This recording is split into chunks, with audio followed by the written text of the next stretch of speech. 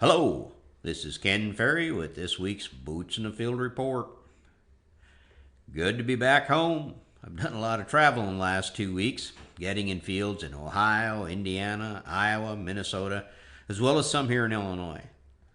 And I'll give you a kind of a quick summary of my tour. August 12th and 13th, I was in Northwest Ohio. Saw great stands. Kernel counts were great. The only problem, it was pollinating heavy while we were in the field. They got planted late May into early June with both crops due to wet weather. Now, pollinating this late will challenge their kernel depth. But pollination was going off without a hitch, pollinating butt to tip in 3 days. A lot of the time ahead of them to finish this crop, so they're going to need some moisture the next couple of weeks and some good clear skies to hold those tips. Now we saw both southern rust and northern leaf blight, a little bit of tar spot, but southern rust and northern leaf blight beginning to build, and they were getting ready to start their first fungicide application. They're running tight on water availability, so they're going to need rain to carry this crop, considering they got 60 plus days to go. So we need to keep the frost out of the way and bring them some moisture. They're going to need sunshine and about at least an inch of rain a week to get this thing finished. Now, rootworm pressure was way down compared to past visits.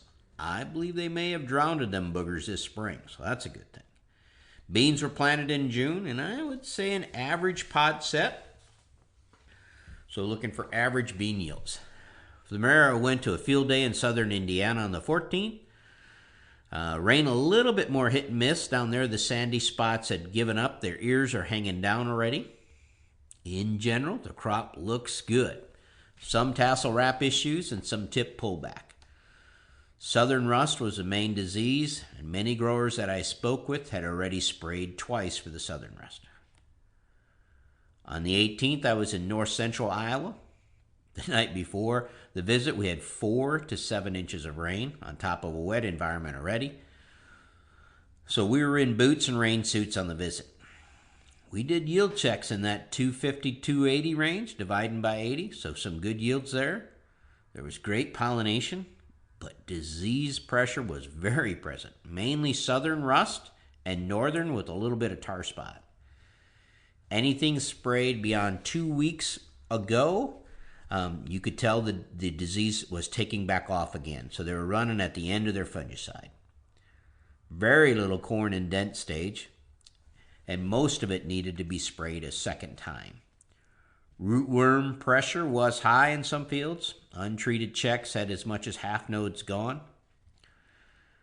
Not many beans planted early due to wet conditions, but the beans looked average. Some SDS showing up, but very little white mold compared to other years. My guess is the nights were too warm for the white mold there. On the 19th, I was in fields in eastern central Iowa. They only got about 1.5 inches of rain.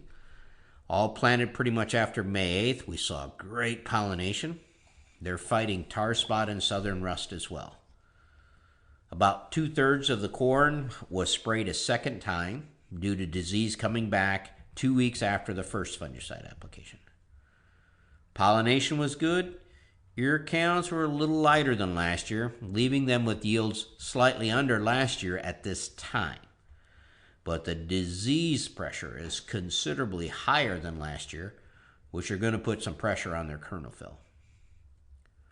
We saw heavy rootworm pressure in some fields, which some were down due to corn rootworm.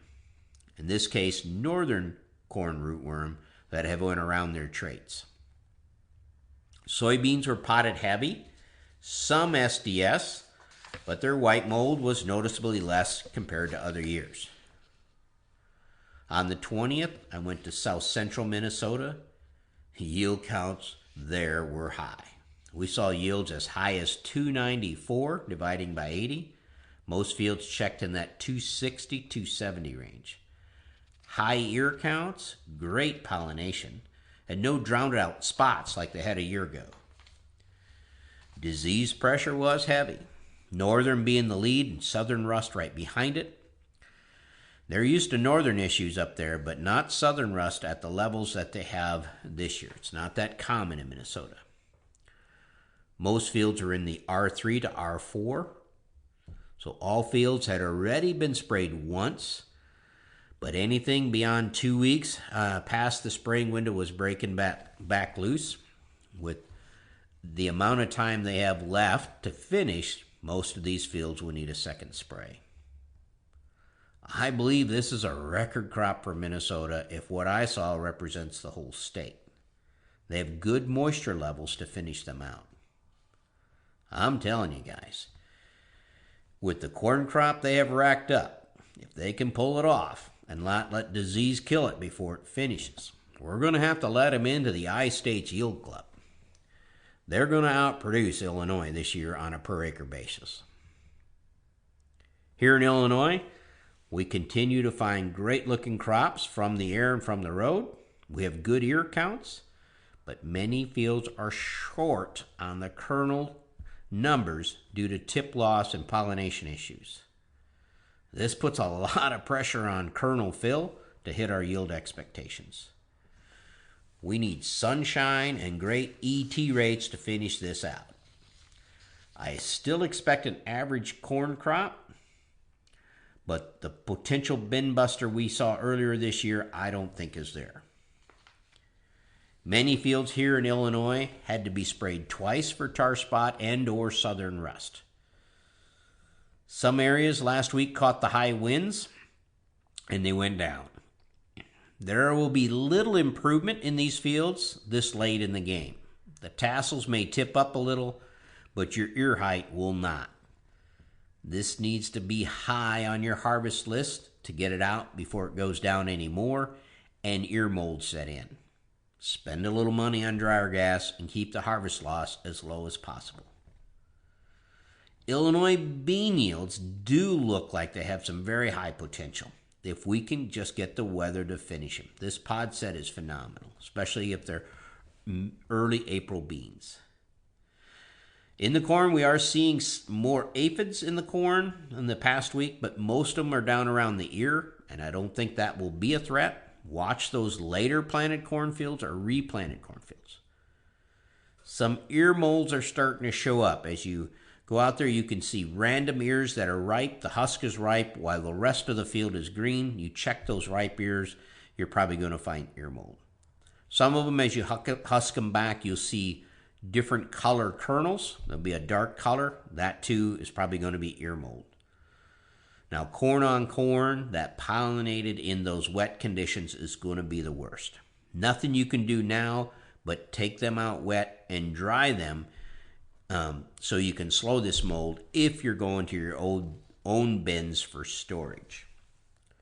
Starting to see some anthracnose dieback or top kill in some fields where the plant dies first on top instead of from the bottom up. Now, if this is after black layer or a few days before, it's not a big deal, but if you're at 50% milk line when that top comes out of it, it is going to ding those yields. The healthier your corn, the less the problem.